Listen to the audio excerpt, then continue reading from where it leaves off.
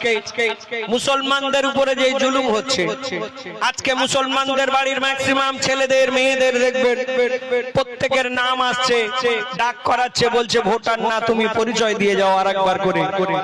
আমার লেখক লিখলেন মুসলমানদের উপর যে জুলুম হচ্ছে, আপনারা শহরের বুকে গিয়ে একটা ভিড় বাস কিংবা ভিড় ট্রেনে উঠে দেখবেন, যদি কোনো দাড়িওয়ালা টুপিওয়ালা মানুষ থাকে, তার গায়ের কাছে কেউ দাঁড়াতে যায় না। কেন? মুসলমানের গায়ে কি গন্ধ লেগে আছে যে তার পাশে দাঁড়ানো যাবে না? এই ভারতবর্ষটাকে এই কিছুদিনের মধ্যে বলা হচ্ছে যে ভারতটাকে হিন্দু রাষ্ট্র বানানো হবে। শুনে রাখুন, ভিতরে ভিতরে পরিকল্পনা চলছে, ভারতটাকে হিন্দু রাষ্ট্র বানানো হবে। এই মুসলমানদের উপরে যে চক্রান্ত চলছে, আমাদের এই ভারতবর্ষের বুকে যেই চক্রান্ত চলছে, মুসলমানরা আমরা অনেকে বুঝতে পারছি, কিছু করার নেই আমাদের।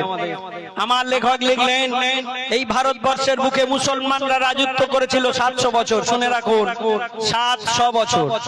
সে যুগে রাজা বাদশা তারা যদি একবার মনে মনে ভাবতো যে এই ভারতটাকে মুসলিম রাষ্ট্র করে নেব, এক পলকে করে নিতে পারতো, কিন্তু না, তারা আমার নবীর আদর্শকে মেনে চলেছেন। আমার নবী বললেন যার ধর্ম তার কাছেই ভালো। সুতরাং আমার নবীর আদর্শকে মেনে তারা এই দেশটাকে সবার জন্য করেছিল। আমার লেখক লিখলেন ইসলামের উপর হচ্ছে জুলুম আজকে চারিদিকে,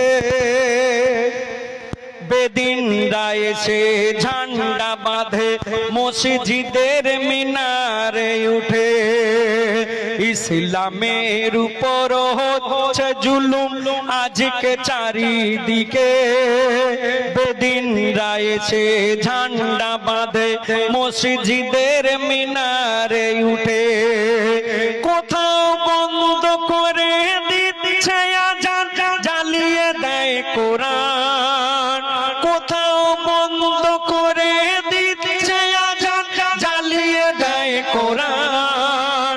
মা বোনেদের বোরখা ছিঁড়ে তাদের করছে অপমান। আমার নবীর নামে কত করেছে বদনাম। ইসলামের উপর হচ্ছে জুলুম আজকে চারিদিকে, বেদিনরা এসে ঝান্ডা বাঁধে মসজিদের মিনারে উঠে। এই ভারতবর্ষটাকে এই কিছুদিনের মধ্যে বলা হচ্ছে যে ভারতটাকে হিন্দু রাষ্ট্র বানানো হবে। শুনে রাখুন, ভিতরে ভিতরে পরিকল্পনা চলছে, ভারতটাকে হিন্দু রাষ্ট্র বানানো হবে। এই মুসলমানদের উপরে যে চক্রান্ত চলছে, আমাদের এই ভারতবর্ষের বুকে যেই চক্রান্ত চলছে, মুসলমানরা আমরা অনেকে বুঝতে পারছি, কিছু করার নেই আমাদের। আমার লেখক লিখলেন এই ভারতবর্ষের বুকে মুসলমানরা রাজত্ব করেছিল 700 বছর। শুনে রাখুন, 700 বছর।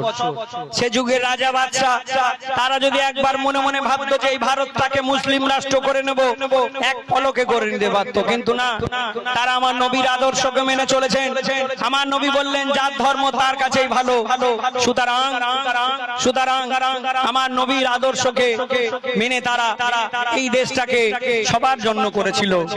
আমার লেখক লিখলেন ওগো 700 বছর এই ভারতে মুসলিমরা করেছিল শাসন। কোন মন্দিরেতে ঘন্টা বাজাতে কেউ করেনি কবু বারণ। কেন? ধর্ম নিয়ে এত রাজনীতি হতো না, ওগো ধর্ম নিয়ে এত রাজনীতি হতো না। দেখো লেখা ইতিহাসে এদেশে গঠন করেছিল সব ধর্মের মানুষ মিলে মিশে। তবে আজকে কেন বলছে ওরা, তবে আজকে কেন বলছে ওরা ছাড়তে হবে কোরআন।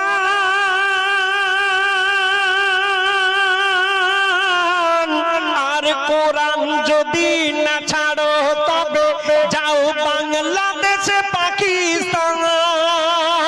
কোথাও মসজিদ ভাঙে, কোথাও মাজার ভাঙে, দখল করে গোরস্থান।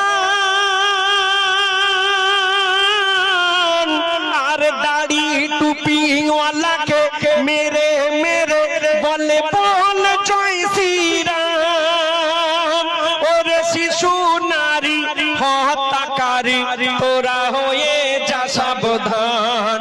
ওরে শিশু নারী হত্যাকারী তোরা হয়ে যা সাবধান। কেন? মোদের শক্ত ঈমান ছাড়বো না কোরআন, যদি যায় চলে যাক জান। যতই করিস জুলুম বলে দিলাম ছাড়বো না হিন্দুস্তান। কোথাও বন্ধ করে দিচ্ছে আজান, জ্বালিয়ে দেয় কোরআন। আমার নবীর নামে কত করিছে বদনাম, আমার নবীর নামে কত করিছে বদনাম। আজকে মুসলমানদের উপরে যে জুলুম হচ্ছে, আজকে মুসলমানদের বাড়ির ম্যাক্সিমাম ছেলেদের মেয়েদের দেখবেন প্রত্যেকের নাম আসছে, ডাক করাচ্ছে, বলছে ভোটার না তুমি পরিচয় দিয়ে যাও আরেকবার করে। আমার লেখক লিখলেন মুসলমানদের উপর যে জুলুম হচ্ছে, আপনারা শহরের বুকে গিয়ে একটা ভিড় বাস কিংবা ভিড় ট্রেনে উঠে দেখবেন, যদি কোনো দাড়িওয়ালা টুপিওয়ালা মানুষ থাকে তার গায়ের কাছে কেউ দাঁড়াতে যায় না। কেন? মুসলমানের গায়ে কি গন্ধ লেগে আছে যে তার পাশে দাঁড়ানো যাবে না?